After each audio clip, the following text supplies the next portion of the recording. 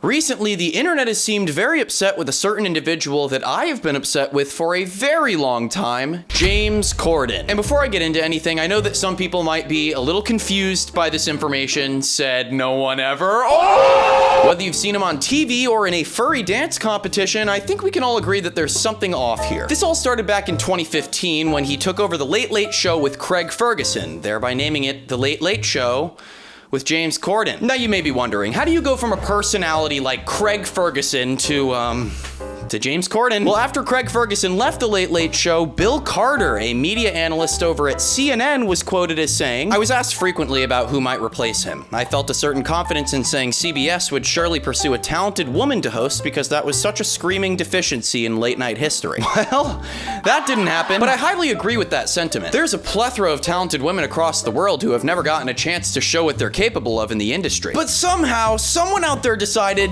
you know who's funny? Lily Singh! I'm especially stoked to join this group of people. Okay, but seriously, my mother is more deserving of that position. Grow up. My first experience with James Corden was seeing him in the Into the Woods movie, where James Corden plays James Corden. Now, at the time of seeing that film, I didn't have much of an issue with James Corden, partially because of the fact that I didn't know who the fuck he was. And honestly, neither did anyone else. In fact, in the weeks of preparation for James Corden joining The Late Late Show, a guard refused to let him in, saying he had no idea who Corden was. Corden pointed to the enormous billboard atop the building announcing his upcoming show. It had his face on it, about the size of a baseball diamond. The guard looked at it, shook his head, and said, "Nah, I just don't see it." Yeah. No. Now, a normal, more level-headed me would probably just sit here and roast James Corden for 10 minutes, which I will do. But because I have so many thoughts about him, I'm gonna keep this a little bit more organized. In the 8 or so years now that James Corden has been relevant in the industry, he's managed to get his grubby little hands on quite a number of projects. Of course, in 2014, we saw him in Into the Woods, where, as I said before, he just fucking plays himself. There's a lot wrong with that movie, but I'm starting to now sense the reason that I was white-knuckle gripping my seat for 2 hours. Then he was in the Trolls movie, which I can't entirely complain about because I love the Trolls movies. I actually love it so much that I planned out a whole evening. I'm gonna read it for you. Imagine putting a James Corden troll into a blender, kicking back with a room temperature beer, and listening to early 2010s Bruno Mars. Doesn't that sound like a great night? In Trolls, James Corden plays this troll named Biggie, who, you guessed it, is it's just a bigger troll than the other ones. I suppose in a sense he was right for the character, but once again, he just plays James Corden. The problem that I found here isn't necessarily his performance in the film, rather his attitude behind the scenes that illuminates the fact that he doesn't give a shit about anything that he does. The Trolls as a group are what I wish we were like as people, really, where everything's just great. There's really no cynicism in anything that they do. They love singing, they love dancing, they love group hugs, and I don't know, I think we can all learn quite a lot from the way they go about their day. Wow, James, that was great. Great. Let's do it one more time. I'll actually pull out my new bolt-action sniper rifle. See if we can get the energy up a bit, okay? I get that it is objectively difficult to talk about a movie about a bunch of singing baby monsters, but don't you dare act like this is below your pay grade. What, do you have some kind of big dramatic project coming up after this one, huh? Let's see. 2016, Trolls. 2017, The Emoji Movie. Oh my god, I'm so sorry. Holy shit, I'm so embarrassed. I'm like blushing right now. In The Emoji Movie, James Corden plays the only thing that his wife is worried about, his right hand. That's right, James Corden plays a character named High Five who obliterates the uncanny valley by being a humanoid sack of meat. Let's see how he plays this character. You wanna focus? For your information, I happen to have a sugar addiction, and it's a very... Whoa, I didn't know James Corden was in this. By now, you're probably noticing the elephant in the room, and let me tell you, he's fucking huge. I don't know how he got in here. But guys, James Corden just plays himself every time. And he gets away with it! For Trolls, it was understandable, but now he's playing a fucking body part. And I don't know about you, but I can't remember the last time that my right hand started speaking to me in British quips. The job I'm doing now, I don't really get as many opportunities to act as I used to, so for me, it's just wonderful to go in and kind of play a character and to sort of build this character from scratch, and the whole collaborative process of it has been wonderful. I don't exactly know what his idea of building the character from scratch is, but I imagine that the collaborative process went a little like this. Okay, James, here's what we're thinking. We would love an American accent for this character if you think you could pull that off. Okay, but what about this? What if he talks like this and he says, hello? Oh, that's the one. That's the one, man. James went on to do like 5 more animated projects after that until he landed on what I believe to be the zenith of his cringe career. Cats. I could probably make an entire video about why this movie shouldn't exist, but I mean, just look at this. Are you seeing this? The destruction of this project was without a doubt a group effort, but at the time of its release, half of the reason that I hated it so much was because of James Corden's presence. So now that we have an idea of his very cringy career outside of his show, let's take a look at his show. People will often criticize late night hosts based on the way that they take interest in and interview their guests. And I feel like this is most commonly pointed out with Jimmy Fallon, who at this point has seemed to cast away just about any knowledge pertaining to proper human interaction. Oh my God! What I think James Corden has managed to do is show those same true colors, but by making a complete fool of himself. Carpool Karaoke is probably one of James's most popular segments on his show. He rides around in a car with blank celebrity, and whether they like it or not, they're locked in a hot car with James Corden for the next hour. A couple of years ago, he did a Carpool Karaoke with BTS, and if you think that sounds painful, then you're really smart. And I really felt I needed 7 people in the car to get to work properly. Do you mind if we listen to some music? Let's go! Are you ready? Yeah, I'm ready. Here we go.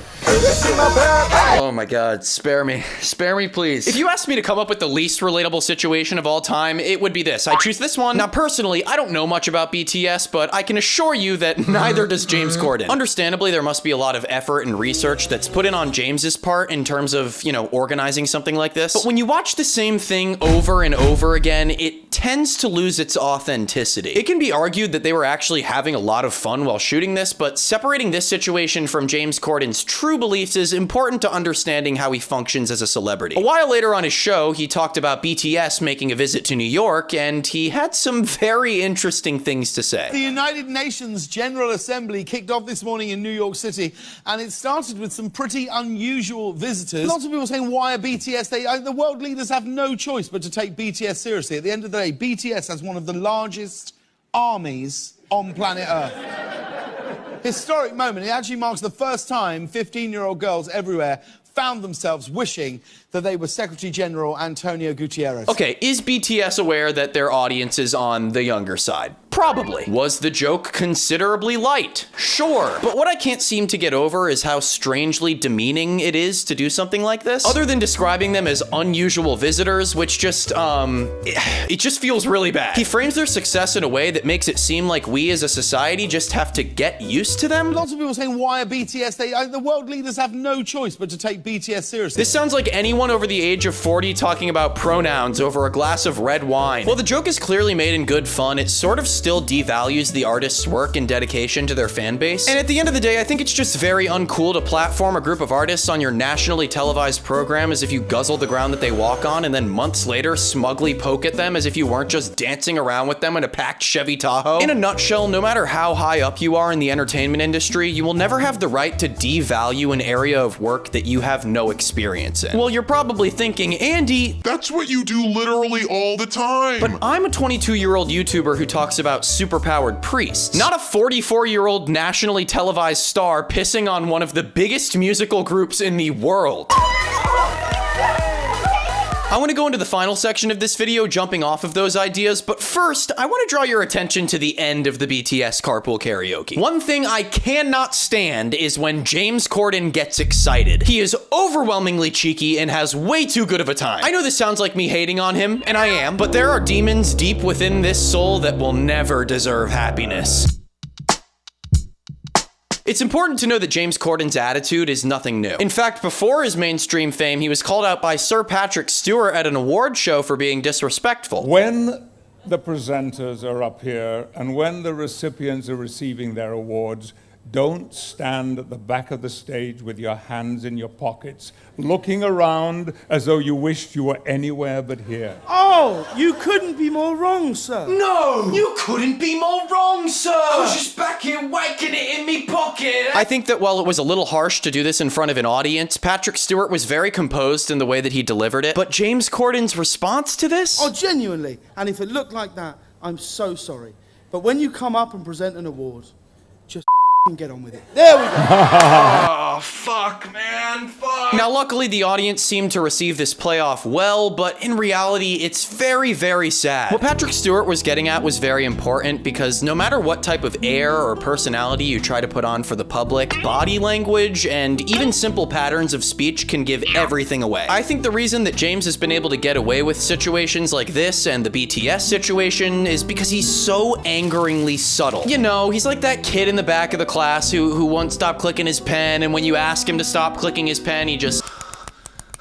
Oftentimes, when things don't go his way publicly, James Corden will revert to his cheeky British personality in an attempt to win his audience back over. A good example of this can be found in 2017, shortly after the news about Harvey Weinstein released. James did a stand-up bit at a gala where he thought it would be a great idea to only make jokes about Harvey Weinstein. Right here in LA, it's so beautiful. Harvey Weinstein has already asked tonight up to his hotel to give him a massage. I don't know whether that groan was that you like that joke or you don't like that joke. If you don't like that joke, you should probably leave now. From years of watching this buffoon, I get the idea that he has the complete inability to read a room. The point of critical comedy is to condemn and shame, and if anything, it seems like James Corden framed these jokes in a way of celebration. I'm not gonna do a bit here because that would be in poor taste, but James Corden is stupid. Oh! In an attempt to apologize for his actions at the gala, James tweeted, "To be clear, is no laughing matter. I was not trying to make light of Harvey's inexcusable behavior." Oh, it's not a laughing matter? Thanks! I didn't know that! Go on, come on, tell me something else I don't know, huh? Come on. You were in the Emoji Movie? It's easy for celebrities to hide behind social media as a form of apology, but what happens when the internet just doesn't like you? As I'm sure we've all heard, on a recent visit to a restaurant in New York, James Corden was reported as being incredibly rude to the staff. Corden was said to have yelled at a server over his wife's meal, an all-yolk omelet that had not been made as instructed. A fucking omelet? Thank you. What are these, egg white? Is that an egg white? Make it again! Make it again, you son of a bitch! Are you telling me that you've never messed up an omelet in your entire life? Dude, it's fucking eggs. Just eat it. The kitchen remade the dish, but sent it back out with the wrong side, prompting Corden to yell, "You can't do your job. You can't do your job." Okay, situation removed. I will admit that that's a very funny thing to say, but he went on to say, "Maybe I should go into the kitchen and cook the omelet myself." That's big talk for someone who played a troll, a cat, and a fucking hand. But it all ties back to what I was saying before about judging other people's work. He sits behind a desk all day writing boomer jokes while those waiters are probably shitting and crying, bracing for James Corden's second coming. Being in the position that he's in by no means gives him the right to talk to a waiter like that. James recently came onto his show to address the controversy, telling his side of the story. So a couple of weeks ago, I was in New York with some friends and we went for breakfast at one of my absolute favorite restaurants. It's a place called Balthazar, and I love it there. I love the food, the vibe, the service. If I lived in New York, I'd go every day. Okay, everyone lock it down. He's coming back. He's coming back. It's not a drill. I made a sarcastic, rude comment about cooking it myself, and it is a comment I deeply regret. Like, I understand. I've been walking around thinking that I hadn't done anything wrong, right? But the truth is, I have, and it was wrong. It was an unnecessary comment. It was ungracious. I actually do appreciate James Corden for taking accountability on this one. He's very well spoken and does seem to understand where he went wrong in the situation. He even makes the effort to point out the fact that he thought originally that he wasn't in the wrong, and, you know, to be fair, if anything, that shows slight character growth. Essentially, what we've seen today is something that is far too common in the entertainment industry. As the definition of what it means to be a celebrity changes, we sort of have to take it upon ourselves to recognize the types of people that we look up to. Don't get me wrong, I've never looked up to James Corden, but as of late, new shit about household names has been coming up left and right. Am I saying that we should cancel James Corden?